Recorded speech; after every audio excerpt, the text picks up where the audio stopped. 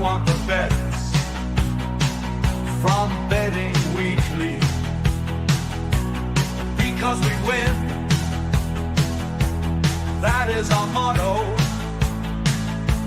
Sometimes we win, sometimes we don't win. Don't give us the bird, don't give us your stink eye. We try our best, and we're successful. Come watch our show. Bet Rivers sponsors. It's time to start. Enjoy the show.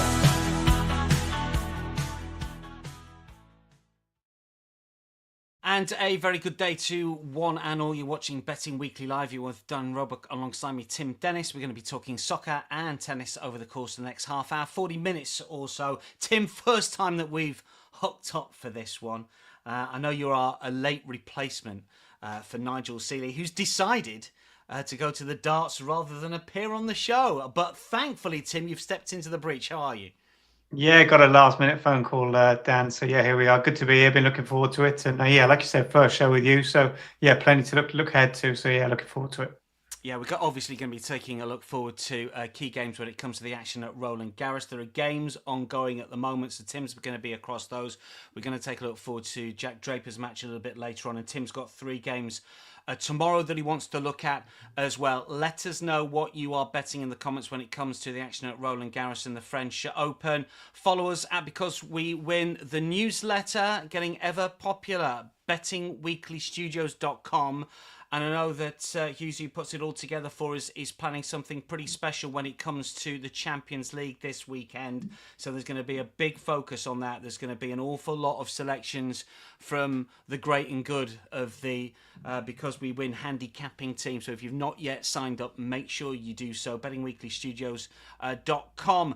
Lots of big bets over the course of the last 24 hours. Not surprisingly, in the tennis, Francis Tiafoe on the money line at minus 500, very short, a $22,000 play, which was a winner, beating Pablo Carreno Busta. And also in the women's draw, $21,000 play on Jelena Ostapenko on the money line at minus 400 against Caroline Dolhida. Don't know if I've got that name right, Tim. I mean, you do see an awful lot of short prices when it comes to first round, second rounds of Grand Slam events. Is that something that takes your eye and your interest? Are you surprised that we're getting big 5-figure sums on these shorties? Well, no, not really, no, because especially these first couple of rounds, the underdogs are really tough to come by, certainly at Roland Garros, whether it be men's or women's draw. Yeah, it's finding value winners is very tough. I think it's averaging around 21% between the men's and the women's underdog winners. So if you're finding them, you're doing really well. But yeah, they are certainly tough to come by. A big round of MLS matches last night. And the bettors weren't quite on the right side of the results for all of the games. Galaxy against the Quakes, we had an overs corner bet of $15,000, which was a winner.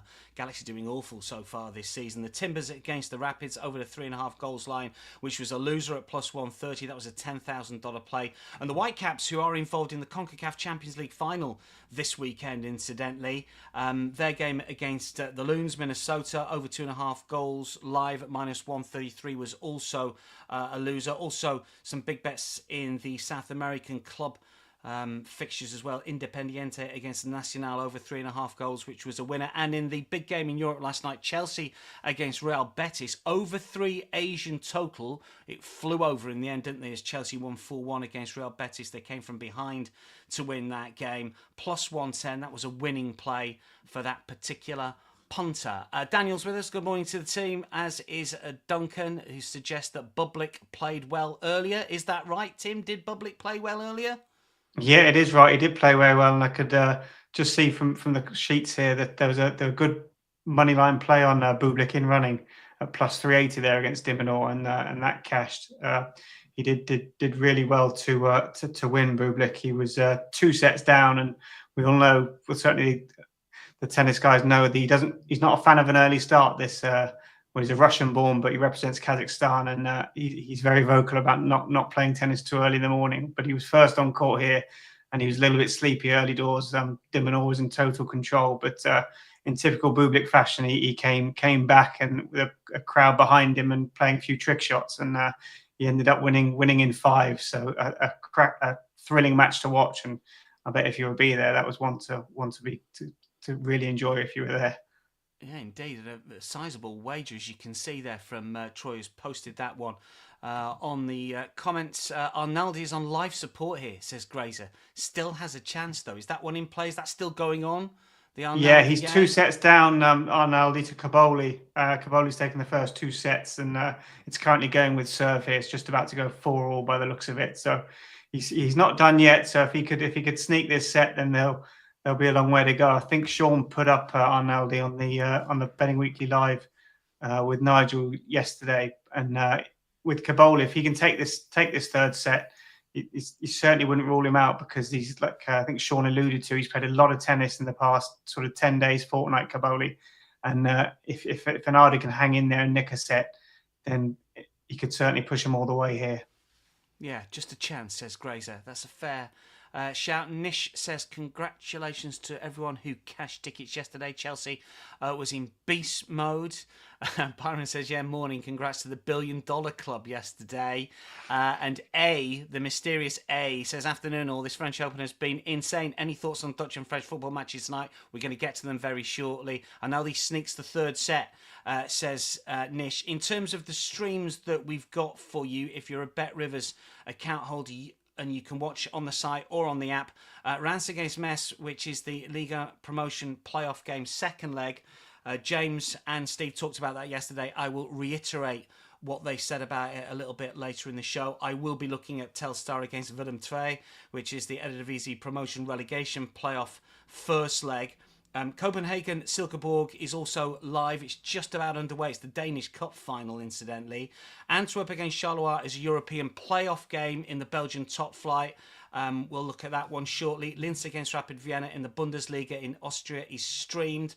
Bromma against Djurgården in Sweden. Steve yesterday suggested that it's too tricky, but if pushed, unders might be the play. And the boys did have a thought on the Brand Mulder game in Norway. This game kicks off at midday Eastern, and Steve was suggesting that Mulder is the play, the plus 310 on the money line. There's also Cremonese Spezia, which is the 1st leg of the Serie B promotion playoff tie, starting a little bit later, 2:30. There are 3 Copa Libertadores games that are streamed live on the site, and also 4 Copa Sudamericana games, including as well as tennis, men's and women's French Open, all streamed live on the site. And just speaking of the French Open, we will get to some of the soccer. But first of all, Tim, just want to give us your thoughts on the tournament so far when it comes to the men's and the women's singles. Who's impressed? Who's struggled? If you had a free $50 play now, who might you play on the futures? I think as far as the men's goes, it's difficult to look against the favourite Alcaraz. Although saying that, Sinner did look impressive today, but he was only playing a retiring Richard Gasquet, so he sort of did as he should have done, really. The draw seems to really have opened up for Alcaraz, with Tsitsipas being beaten yesterday, and he looks like he's got a fairly comfortable route just to get to the semi-finals. He lost a set there yesterday against Marijan. Marijan can play that kind of lights out tennis, but the other 3 sets that Alcaraz won, he was totally dominant. So it's very impressive, and you're not going to get rich backing him. I think he's a fairly short price favourite now, Alcaraz, but if someone was giving you free money, you're probably going to go there with Alcaraz. Sinner probably, just for me, got a little bit to prove still regarding fitness. I think Alcaraz won that final they played in Rome purely to being fit, and like Duncan Evans said, Tsitsipas was awful yesterday. That was a bit of a blow for us, but yeah, he was really truly awful. So yeah, I think Alcaraz on the men's side, and the women's side still got a long way to go. Obviously, a few of these 2nd round matches still being played today. I think a lot of the favourites have won. Andreeva won comfortably again today, and I think Goff looks like she's just about to win her 2nd round match. But they're probably turning towards this week, end of the week and the weekend, when you get those sort of 4th round matches coming in. That's when it really seems to warm up. So yeah, we're looking forward to it. And a bit of a lopsided draw. When I spoke to Nigel last week about it, he was suggesting that sort of bottom half is the way to go. Is that still a thing? Is it looking like that might be where the value still is? Yeah, it looks that way. I mean, you've got the two favourites in the women's draw are actually in the top half of the market. Iga Swiatek, who I think is favourite now, and Arina Sabalenka, who is second favourite or joint, very close.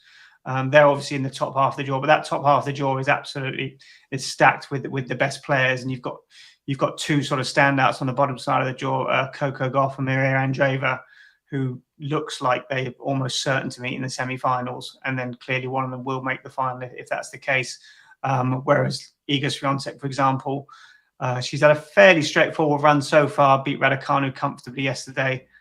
She's got a fairly straightforward task. It looks tomorrow, so I think she's a minus $5,000 favourite tomorrow against Jacqueline Christian. But then it will get harder for her. She plays the winner of either Elena Rybakina and Elena Ostapenko, who she's never beaten. So I think Swiatek will probably want Rybakina to win that, although she doesn't have the best head-to-head record against Rybakina. So it just shows you how it's going to get a little bit tougher for her. And then I think if she wins that, she's probably going to end up playing Jasmine Paolini, who won the title in Rome last weekend or the weekend before. And then obviously if she gets that far, and they both do, Sabalenka in the semis. So that top half is certainly stacked, even though that's where the favourites are coming from. Now then, I've been called out about getting Steve's selection wrong here. Benjamin says, I thought Steve said Bran on the money line against Mulder. And Troy says, you are correct, Steve has not been high on Mulder's recent form. Well, I mean, I don't want to go all Carol Vorderman on countdown here, but I can show you my workings out here. Steve's message to me today, live from WhatsApp, says the bet there is on Mulder to win.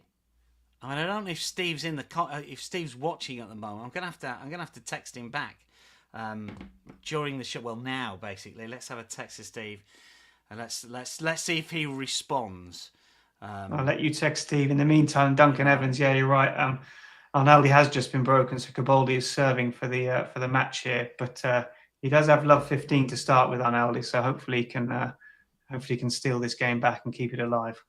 Right, I've just texted Steve because he's giving me false information and making me look like a little bit of an idiot here. Not for the first time. Hang on, he's texting back. This is not great for the podcast, but if you're watching on YouTube, it's good. No, he's come back and said Bran now.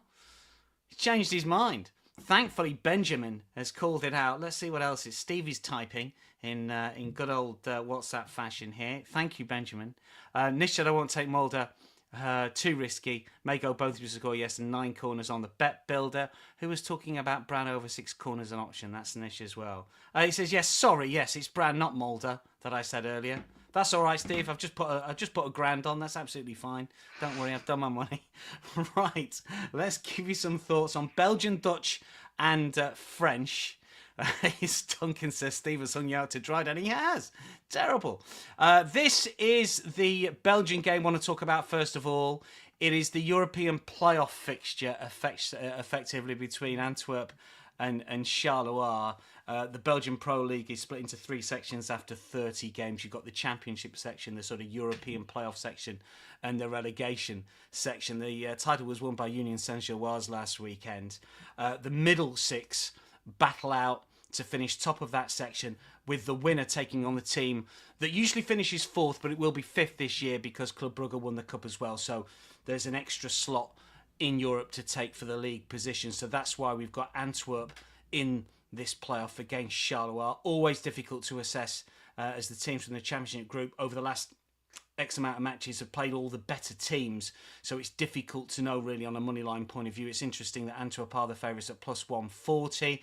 9 points between them before the Championship split into the playoff rounds. Head-to-head this season, Antwerp did win away at Charleroi. Charleroi did win away at Antwerp. This is a one-off game, 12:30, so we're underway pretty soon for this one. Antwerp have the home advantage as they were in the Championship group, so they get that, but they have lost 5 of their last 6 at home and no wins in their last 7. Charleroi just 3 away defeats in their last 12.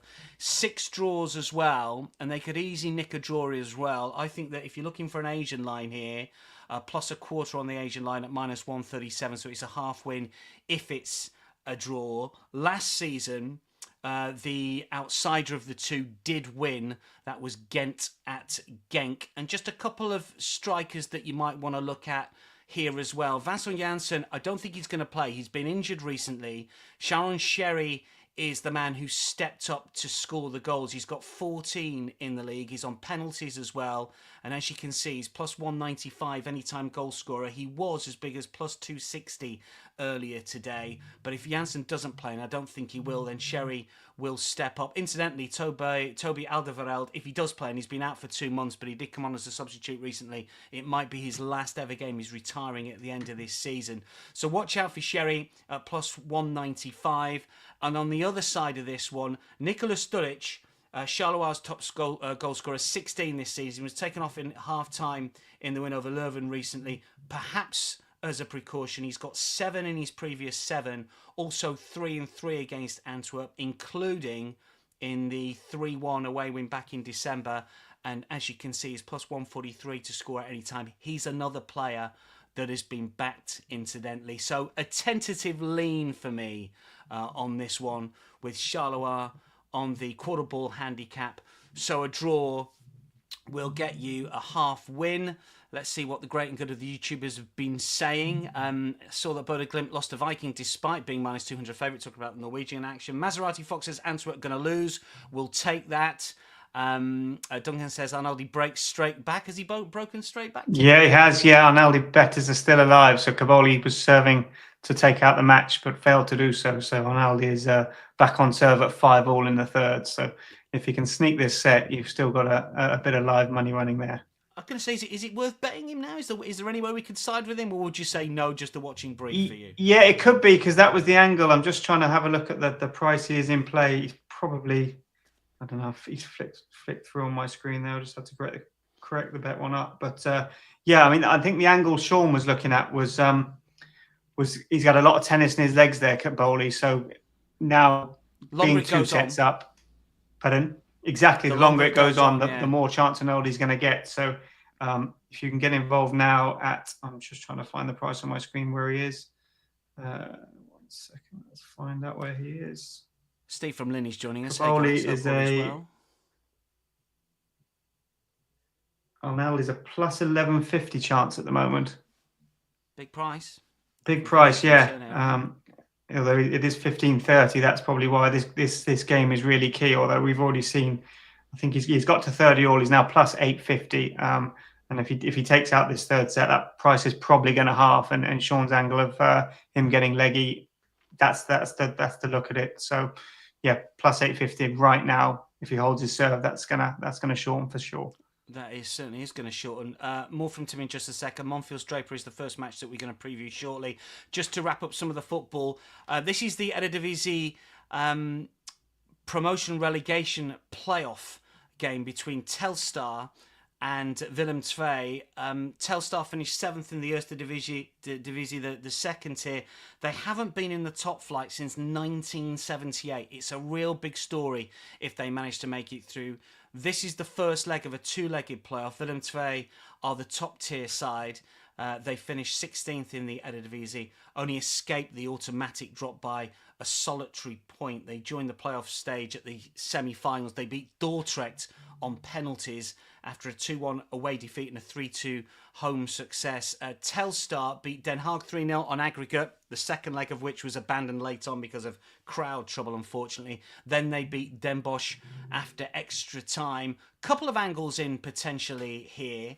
I think that Telstar are worthy favourites, but there's an awful lot baked into that price, and I wouldn't really want to bet them at around about even money. They are the second tier team, remember. They've won their last 7 of their last 8 at home, and Willem II haven't won any of their last 11 away. Only 2 defeats at home in 20 in all competitions for Telstar, but I think everything is factored into that even money, or plus 106 as it is at the moment. The interesting line potentially could be first half. Telstar are second in the first half only table in the regular season, and they did score in the first half in both of their playoff home games. Willem II are 12th in the first half away table in the top flight, so they outperform away from home than they do at home. They've only been behind 6 times in 17 games in the top flight.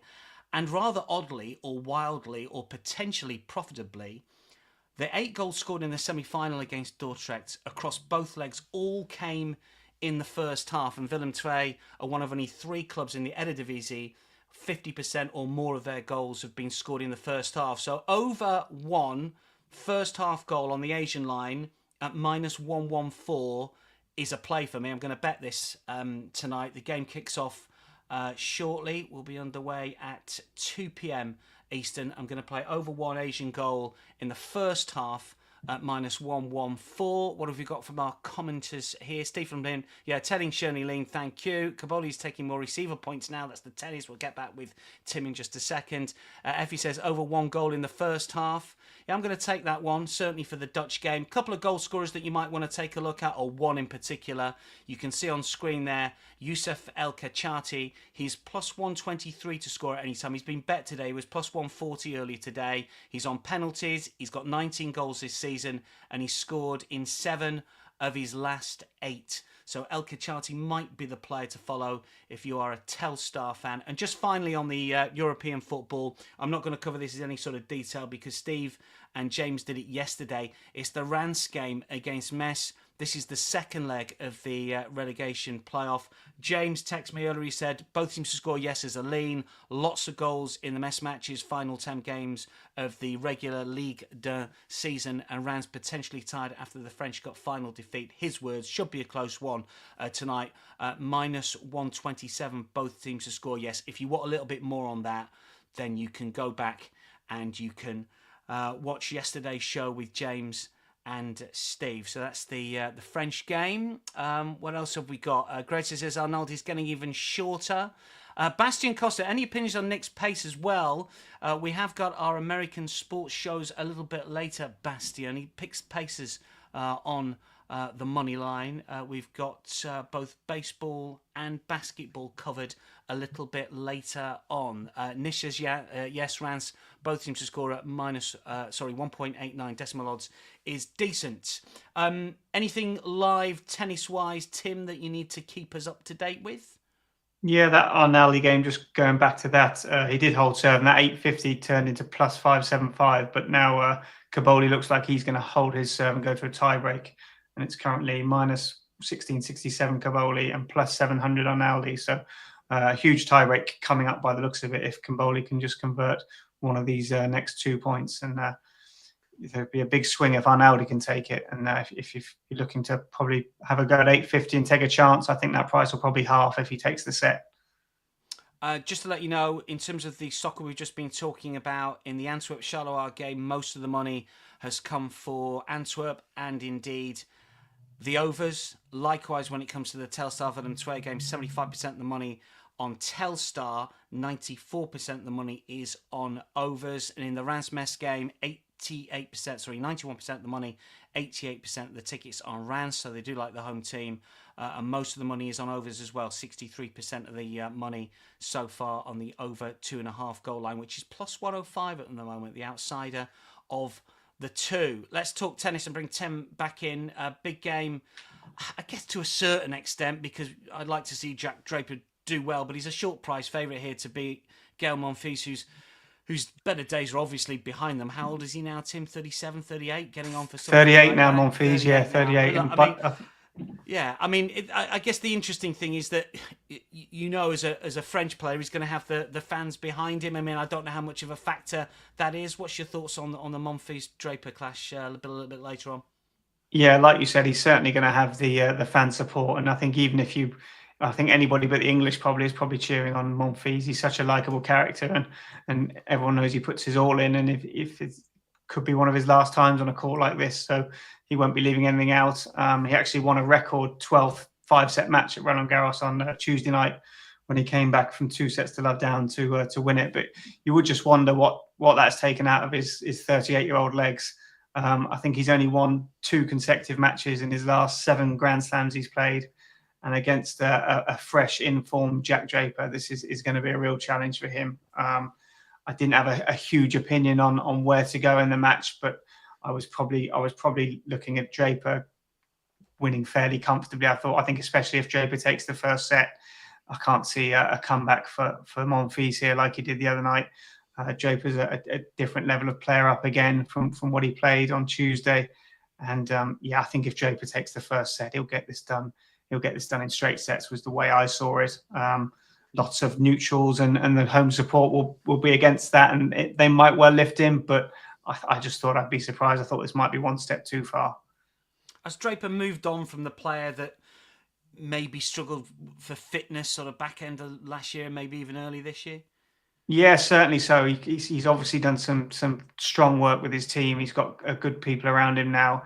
And I mean, he was having issues in best of 3 set matches. I think I watched him play in the Olympics at Roland Garros. Funny enough, last year I think he played Taylor Fritz on what was a really hot day, and all of a sudden, to me, just because of the weather, Draper was an automatic fade, even against an American player like Fritz, who's not a natural clay courter, and Fritz got the better of him just physically, really, you could just tell he wasn't up to it. But he's obviously worked extremely hard on that, and he's come through in good levels now, showing himself to be a reasonable clay court player, making the final there in Madrid, losing to Casper Ruud in a 3-set final. And he's come a long way, Draper. I think he's currently live rankings. He's world number 4 now, with Taylor Fritz getting beat yesterday. So full of confidence, playing good tennis, and I think he's going to. For me, I thought this would be fairly comfortable for him. I'm giving away a lot of free $50 bets here, but if I did, what are you saying? Straight sets at plus 108? Yeah, that's where I'm going to go. Yeah, plus 108 straight sets. I think you might be, if you just look at the side marks, I think you can get maybe plus 118 on the Monfils not to win a set. So that's probably, you're going to get slightly more for your value for your money there. You turn a 108 chance into a 118. So it's virtually the same bet. So that's where I'd be going. What have we got here? Nish says, Reims like to concede often when ahead. Long shot taking Antwerp and Reims plus 1.5 team goals, so it's a double, half a unit. Also, Monfils can go back to his beast days, says Nish. If we go Draper, I'd go 3-1 sets to Draper. Just better value. Draper game's handicap is risky. I think the Frenchman will take a set. Well, we shall see. That match starts a little bit later. That's the evening game, I think, Tim, isn't it? It is, yeah. It's the one game on Charleroi tonight, yeah. Keep your comments in regarding the tennis. Tim's going to take a look at 3 more matches for us shortly. In terms of where the money's been going for the Monfils Draper game, 91% of the money has come for Draper, 90% of the money on the spread has come for Draper, looking to cover that handicap as well. And also most of the money have gone overs as well. And just 1 or 2 stats here. Monfils has failed to cover the game spread in each of his last 11 ATP second round matches on clay. Also, he's lost each of his last 9 ATP second round matches on clay. And Monfils has lost the first set in each of his last 6 ATP main draw matches. That's the tennis that's going to come later on. We've got 3 games that Tim's going to give us some thoughts on tomorrow. Before we do that, there is Copa Libertadores action tonight. There are 4 games. They are final group fixtures. The one that's caught the eye, even though it is meaningless in terms of qualification, is Penarol against Velez Sarsfield. This is Uruguayan side against an Argentine side. You can see it's second listed there, with Penarol at plus 138, Velez Sarsfield at plus 220, the tie at plus 215. Now, this is a Group H encounter. Both have qualified with 10 points. Velez are top on goal difference and did win the reverse fixture 2-1. Penarol came from 2 down to beat Olympia 3-2 at home on match day 5. They've won their last 6 in all competitions and 10 of their last 11. They're on a 21 match streak without a single home loss in the Copa Libertadores, but in that time they have been beaten in the Copa Sudamericana, so it's a little disingenuous. They've racked up some 18 wins since May 2017 in South America's best competition. Velez have been inconsistent this season. They've lost the last 3 away, but they have sent as strong as possible squad. They always put their squad up on X, so it's interesting to see Brian Romero in the squad and Valentin Gomez as well. They are without a couple of players, Mamana Santos and Kavanagh, and they've explained why as well, and Christian Ordóñez is missing. But the fact that Romero is in the squad is interesting. There's a couple of plays here that are possible. The one that I really like is over 2 goals at minus 118. So we're looking at the Asian line again, but this is for the full 90 minutes. The last 10 Penarol home games in all competitions, you would not have lost playing this bet. 5 pushes and 5 wins. In the Copa this season, both home and away, 3 wins, 1 push and 1 defeat. And for Velez, in their last 7 away, you would have won 5 times, 1 push and only 1 loss. And the fact that they're both qualified, the fact that they are both through to the last 16 of the Copa Libertadores might mean that they play with a bit of freedom here. So over 2 is obviously a push. All the stats suggesting that, and the group state as well is a plus. And if we're expecting goals, then potentially it's the strikers we should be looking at for things like anytime goal scorers and shots on target. And BetRivers got a full complement for all the Copa Libertadores games, incidentally. Brian Romero back in the squad. Not 100% certain he's going to start. He's not started recently, but he's fit again. He's got 7 goals in his last 13. He's plus 295 anytime goal scorer. For 1 or more shot on target, he's minus 175, which is pretty short. Better value might be the right winger. 19-year-old called Marc Carizzo. He's got 7 goals in his last 13. He also scored in the reverse fixture. He's around about 4-1 anytime goal scorer. And in terms of his shot on target metrics, he's minus 103 to get 1 or more shot on target, and he's managed a shot or more in 9 games, 9 of 15 games this season. So minus 103, that seemingly is a value play. And on the other side, a Penarol player to follow, Leonardo Fernandez. He's got 16 goals or assists this season in 22 games, 16 goals and assists in 22 games. He's plus 148 for a goal or an assist tonight. Should be minus money according to the stats. So have a look at those players. Carizzo for Velez and Leo Fernandez for Penarol. But the main bet for me will be over 2 at minus 118 on the Asian goal line. In terms of where the money's been going for this one, 85% the money, 69% of the tickets on Penarol. Most of the money has come for overs as well. This is a game that you can watch on the BetRivers app. And in terms of the other games you can watch, Olimpia against San Antonio Bulo Bulo. This one has seen most money for Olimpia. Racing against Fortaleza, that's Argentina against Brazil. 93% of the money has come for Racing, and most of the money has gone on the overs as well. One game that we're not showing is Colo Colo, the Chilean side, against Atletico Bucaramanga, and it's Atleti that have seen the most money. Colo Colo cannot qualify for the latter stages. So that's the South American football for you. What have we got here from our YouTubers? Nish says, I'm taking Reese, both teams to score at Penarol. Follow me if you want to lose. Byron says, I always like to lose, so I'll go ahead and tell you. I think there's going to be goals. I reckon. Nish says, I love the Copa. Been very profitable for me this season. Into match day 6. And Nish says, come on, we're going to go over 2.5 goals in this one. Well, I'm going to play over 2 as a little bit of a safety net there. I'm not quite as bold as you, Nish, for this one. That is the soccer done and dusted. What's the latest in the live game that we were following, Tim? Any further updates in that one? It's very tight. They're 6-all in the tiebreak. Caboli on his serve at the moment. So, yeah, absolutely neck and neck so far. Caboli's a plus 750 chance still. And, yeah, it's a real toss of a coin which way this is going to go. And but as we said before, if Rinaldi can just nick this set, then that plus 750, plus 850 is almost certainly going to halve. So just one shot either way is going to be the difference here. 6-all in the tiebreak. It's one of those, isn't it? You take a chance, you know you're going to have a value play a few minutes later, or you could have lost your money. It's right on a knife edge.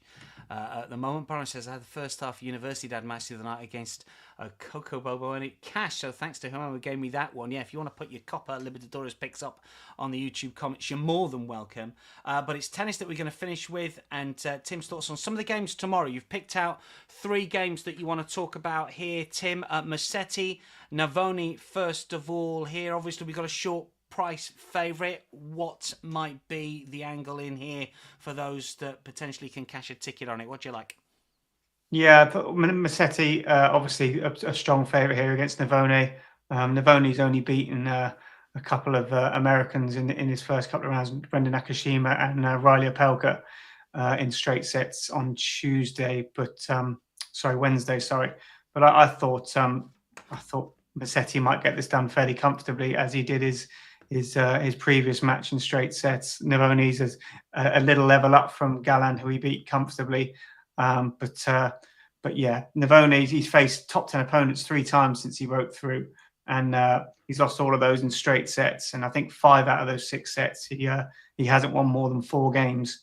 And Musetti actually beat him here last year, not at the French Open, but at the Olympics. He beat him 7-6, 6-3 in straight sets, reasonably comfortably. Obviously, a fairly tight first set, and he dominated the service points won and return points won.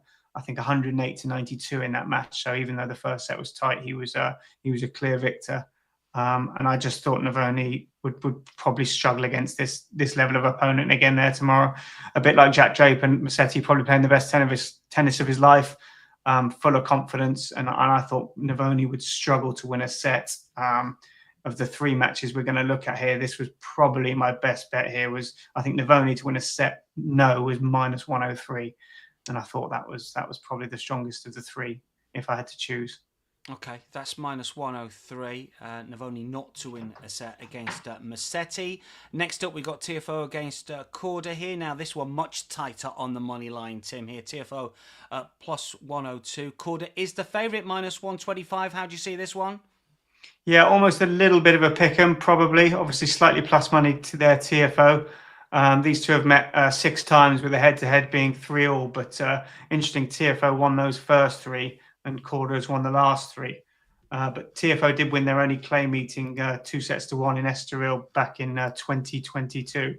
I've been reasonably impressed with Tiafoe so far. He's only lost his serve once so far against Saflin, and he didn't even face a break point against Roberto Carreno Busta.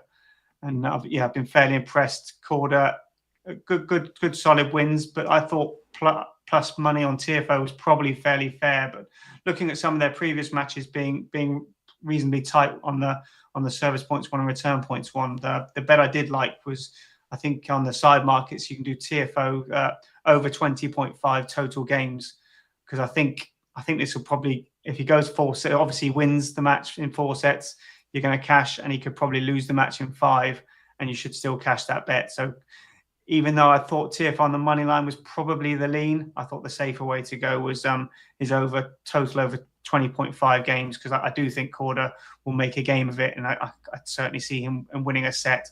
But hopefully Tiafoe can get it done, and probably look at it going long. That's the way I saw the match. It'd be interesting to see where the amount of money goes on these, with these both guys being American and it being a fairly tight match, whether Tiafoe is obviously very popular, so you wouldn't be surprised if it probably swings in his favour, even though he's the outsider.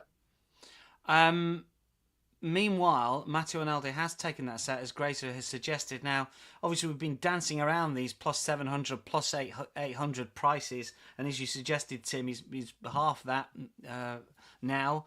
I mean, do we get involved at +310? Is Sean's angle sort of coming to fruition here, or have we missed the value? I don't know if Grazer or anyone else has got on at a bigger price here. I mean, is he now a sort of confirmed play? Is he value, or have we missed it now? He's managed to grab a set. Well, we may just have missed. I mean, we did mention about the 850 there, didn't we? And if you took that, you're sitting pretty now, because I think it's a +310 chance I can see on my screen. So you'd be sitting very happy with that. But if you didn't get any of the 850 +310, have you thought you've missed the boat? Perhaps not. Well, clearly you have, but the 310, because if he wins this set, you reassess it, don't you? You reassess it now, and you think, well, absolutely, because he's got that set in the bag earlier, well now, which he clearly didn't earlier. So you think if he probably wins, I imagine if he wins this set, he'll go favourite. He'll be minus money. This is interesting. Troy's had a $5 on. Lovely, Troy. Very nicely done. At least somebody listens to us. That match is ongoing live. Caboli -455, Analdi +310. Right at the top of the comments. I think it was Grazer. Was it Grazer who says it? Who basically suggested he was hanging on, but you never know. Yeah, it says Analdi on live support here, but still in with a chance. I guess you've just got to know your players, haven't you, Tim? You've got to know your opponents. That's the way it can go sometimes. The Analdi cash out option is already in my favour. Don't cash out, Troy. Have you not seen Dojo with Neil and Nigel? Never cash. Well, Yeah, he who dares, He who dares. Yeah, this is look. I mean, you can cash out. I think under certain circumstances, it's completely up to you how you play it. Maserati Fox has got $5 at $3.50. Well, he's $3.50 at the minute. We'll see how it goes. Every single point will really swing the price when we get into the fourth set, as we know. One more game to look at tomorrow, and then we'll get a best bet out of Tim when it comes to the three that he's mentioned and anything else that he wants to talk about before we sign off. This is the women's side, and Rybakina against Ostapenko. Relatively tight here. We've got a -215 favourite in Rybakina. Ostapenko at +170. What's the thinking here, Tim? Yeah, we spoke briefly earlier. I mean, this is a fascinating match because the winner is almost certain to play Iga Swiatek, and I'm sure Iga Swiatek, she won't come out and say it, but I think she probably would prefer Rybakina to win this match, because even though Rybakina's beaten her a few times and does have a good record, she's never beaten Ostapenko in six goes. So I think she'll be cheering on the Kazakh here. Ostapenko, these two have got head-to-head. Rybakina leads it 3-2 currently. She's won the last three, and their only match on clay last year, 6-2, 6-4, when Rybakina went on to actually take the title. But yeah, certainly the most interesting match here is the winner that they get to play. And Ostapenko, having beaten Swiatek 6 times, will clearly be confident of beating her a 7th. And I think of the two, Swiatek would rather avoid Ostapenko. But a fascinating match. And these Ostapenko games, they have a habit of going long. And I think over 2.5 sets was +138. They can both play lights out tennis, these two, and you'd imagine they are probably going to do it, but both at different stages of the match. Rybakina has just come from Strasbourg, having won the title there. She's played a couple of games already here. She won a first round match, taken 3 sets there, though. Took a while to get going, and it was reasonably good last night against Ivajovic. But Ostapenko will cause her more problems tomorrow. I don't think there's any doubt of that. And these two are certainly prone to being quite swinging and going from the sublime to the ridiculous at some stages, looking like absolute world beaters, and then struggling to get the ball in the court for a 10-15 minute period. So yeah, if I was looking at it, probably going over 2.5 sets was plus 138. I think I saw earlier. That's the lean I'd have on that game, I thought. That's the last game that we look at for tomorrow. It's now deuce in that first game between Cabaldi and Aldi in the fourth set, and the prices are flying left. I mean, I don't generally get involved in tennis at all. It would drive me mad, the changes of prices after every single point. Bastian says, I never cash out. It's a sucker bet. Well, generally, I'd sort of agree with you, but there's always things that can change your mind, Bastian. If you've not seen Neil and Nigel on the dojo talking about cash out, find it on the Because We Win YouTube page. It's under the dojo. Have a look at that, and they discuss it at length. Right, that wraps it up for today. Before we wrap things up, I mean, if you had a best bet, Tim, of the ones that we've talked about, what would it be? Yeah, I think of the three, the best bets, very slight minus money at -103 would be Navone not to win a set. So Musetti to get it done fairly comfortably out of those three, I thought, and the other two would be just leans. But the one I'd be getting involved in was Navone not to win a set at very slight minus money. I'm going to go for the over 2 Asian goal line in the copper game between Penarol and Velez Sarsfield at around about -110 as it is at the moment. Tim, thanks for your company. That's a wrap for Betting Weekly Live. Don't forget, we've got Betting Weekly Hardball, latest MLB action, 2 p.m. Eastern, then at 3 p.m. Eastern, Betting Weekly Fast Break, Bastian. Something for you there. Plenty of content and shows, of course, in the Because We Win Betting Weekly stable. The live show is going to be back tomorrow, 11 a.m. Eastern, looking at some of the games on Friday, of course. And don't forget, we've got the Betcast coming your way. Champions League, join us Saturday night. Myself, Jack Wright and Steve Wiss, hopefully with plenty of in-play action as Paris Saint-Germain host Inter in Munich. But from myself and Tim from now, that is your lot. Good luck with your bets tonight. We'll speak soon.